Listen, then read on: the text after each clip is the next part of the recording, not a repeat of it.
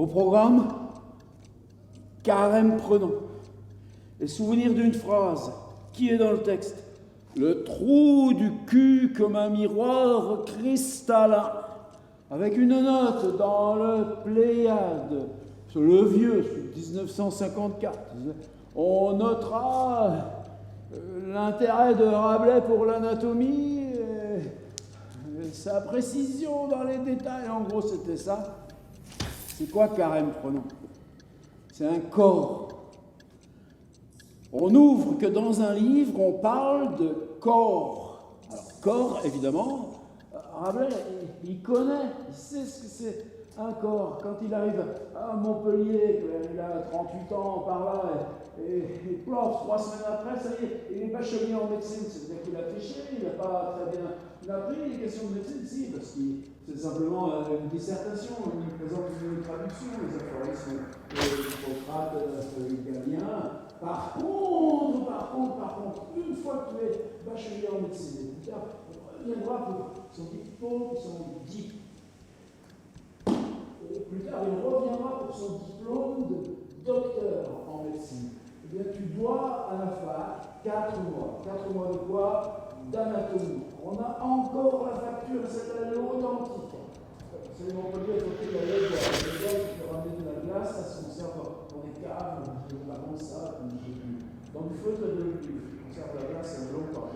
Il achète un pendu, 5 livres ou 5 sols, et pendant 4 mois, il va faire des leçons d'anatomie sur ce pendu. Je pense qu'au bout de 4 mois, il ne peut plus être bien fait, il n'a certainement pas pu revendre 2 places bien chères. Mais en tout cas, de ça à la littérature. Et comment tu décris le corps? Mais vous allez voir, le corps, c'est des instruments mécaniques, c'est des instruments de musique, du archiboldo, mais pas seulement. Et puis quoi? On va arriver à quoi? Présent comme un tabouret, les intelligences comme limaces sortant des fraises. Et là, c'est le corps? Non. C'est l'homme. C'est un texte même qui se danse. Comment, par Xénomane, est anatomisé et décrit carême prenant. Carême prenant, dit Xénomane, quant aux parties internes, au moins de mon temps avait la cervelle, en grandeur, couleur, substance et vigueur, semblable au couillon gauche d'un ciron mâle. C'est quoi les cirons? On rappelait les petits aoutas à la saison, ces petites bestioles qui se mettent sous la peau. C'était le plus petit animal à l'époque observable. Ouais, il n'y avait pas encore la lentille et le microscope qui allait tout changer, et le grand ciel et l'infiniment petit, la goutte de sang. Non, le ciron avait la cervelle en grandeur, couleur, substance et vigueur, mais c'est d'agir qu'on parle, semblable au couillon gauche d'un ciron mâle, évidemment. Les ventricules dicelles comme un tire-fond, l'excrescence vermiforme comme un pille-maille, les membranes comme la coqueluche d'un moine, l'entonnoir comme un oiseau de maçon, la voûte comme un goinfre, le connard comme un vèze, le ré admirable comme un chanfrein, les additaments mammillaires comme un bobelin, les tympanes comme un moulinet, les os pétreux comme un plumail, la nuque comme un falot, les nerfs comme un robinet, la luette comme une sarbacane, le palat comme une moufle, la salive comme une navette, les amygdales comme lunettes à un œil, l'isthme comme un portuaire, le gousier comme un panier vendangeré, l'estomac comme un baudrier, le pylore comme une fourche fière, l'apraptère comme un gouet, le gouvier comme un peloton d'étoupe, le poumon comme une homus, le cœur comme une chasuble, le médiastin comme un godet, la plèvre comme un bec de corbin, les artères comme une cape de biard, le diaphragme comme un bonnet à la cocarde, le foie comme une bésague, les veines comme un châssis, la ratelle comme un courcailler, les boyaux comme un travail, le fiel comme une doluère, la fraissure comme un gantelet, le mésentère comme une mitre abbatiale, l'intestin jeun comme un davier, l'intestin borgne comme un plastron, le côlon comme une brinde, le boyau culier comme un bourrabaquin monacal, les rognons comme une truelle, les limbes comme un cadenas, les porurtères comme une crémaillère, les veines émulgentes comme deux glyphoires, les vases spermatiques comme un gâteau feuilleté, les parastates comme un pot à plumes, la vessie comme un arc à jalets, le cou d'Issel comme un bataille, le miracle comme un chapeau albanais, le sifac comme un brassail, les muscles comme un soufflet, les tendons comme un gant d'oiseau, les ligaments comme une escarcelle, les os comme cornemuseau, la moelle comme un bissac, les cartilages comme tortue de garrigue, les adènes comme une serpe, les esprits animaux comme grands coups de poing, les esprits vitaux comme longues chiquenaudes, le sang bouillant comme un hasard multiplié, l'urine comme un pape-figue, la géniture comme un sang de clous à latte.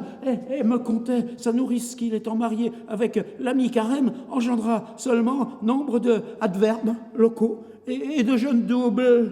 La mémoire avait comme une écharpe, le sens commun comme un bourdon, l'imagination comme un carillonnement de cloches, la conscience comme un dénigrement de héronos, les délibérations comme une pochée d'orgue, la repentance comme l'équipage d'un double canon, les entreprises comme la saboure d'un galion, l'entendement comme un bréviaire déchiré, les intelligences comme limaces sortant des fraises, la volonté comme trois noix en une écuelle, le désir comme six boteaux de Saint-Foin, le désir comme six boteaux de Saint-Foin, le jugement comme un chausse-pied, la discrétion comme une moufle, la raison comme un tabouret.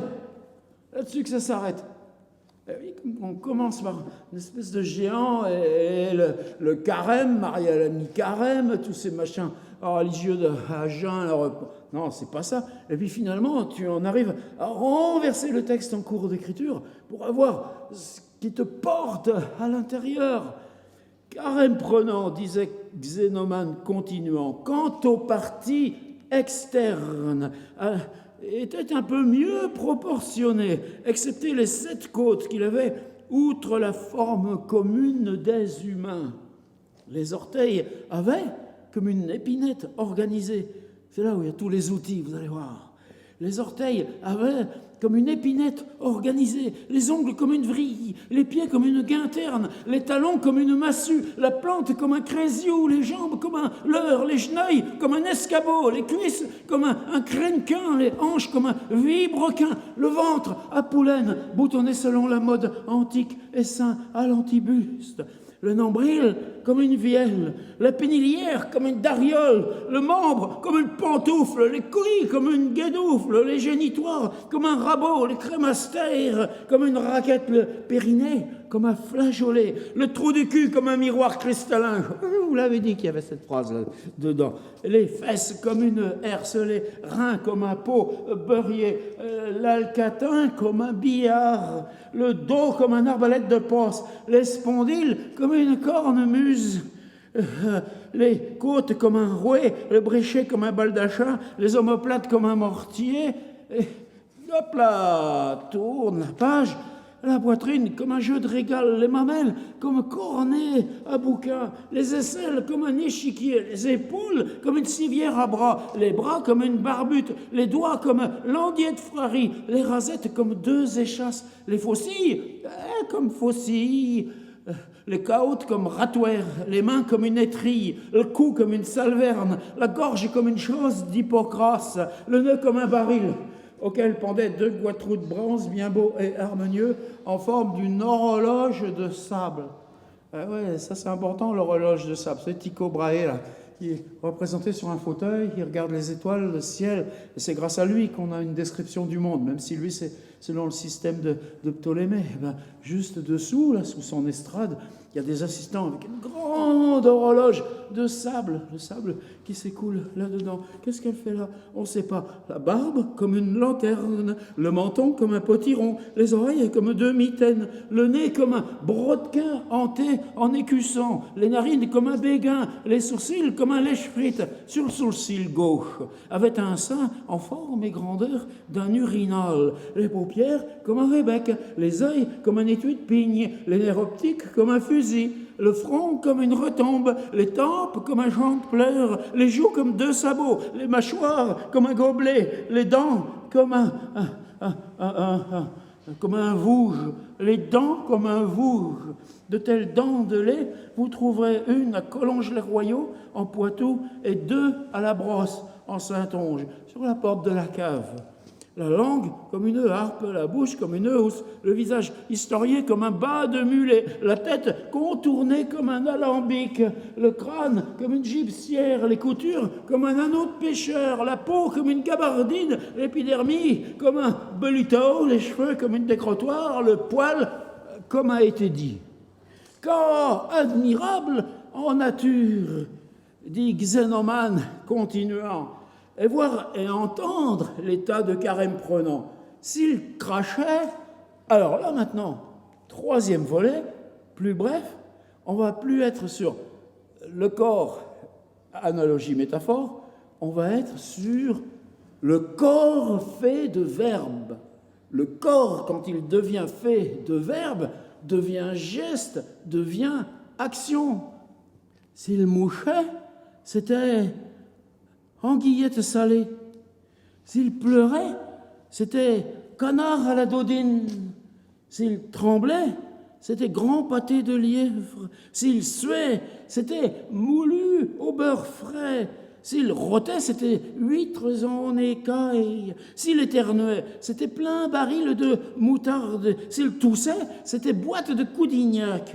S'il sanglotait, c'était denrée de cresson. S'il bâillait, c'était potée de pois pillés. S'il soupirait, c'était langue de bœuf fumée. S'il sublait, c'était hôte de singe vert. S'il ronflait, c'était yado de c'était yado de fèves fraises.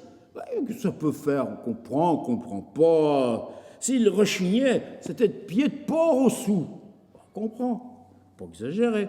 S'il parlait, c'était gros bureau d'Auvergne. Tant s'en fallait que fût-ce cramoisi, de laquelle voulait blablabla. S'il soufflait, c'était tronc pour les indulgences. S'il guignait des œils, c'était gaufres et obélis. S'il grondait, c'était chat de Mars. S'il dodelinait de la tête, c'était charrette ferrée. S'il faisait la moue, c'était bâton rompu. S'il marmonnait, c'était jeu de la basoche. S'il trépignait, c'était répit et quinquenelle. S'il reculait, c'était coq cigru de mer. S'il bavait, c'était four à banc.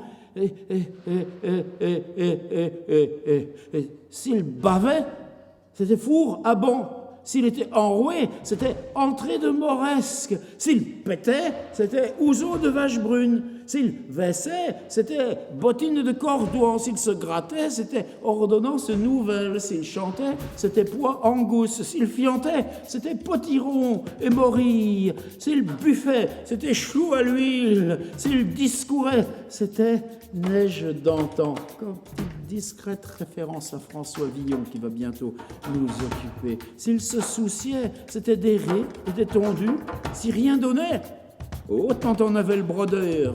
S'il songeait, c'était vie, volants et rampants contre une muraille.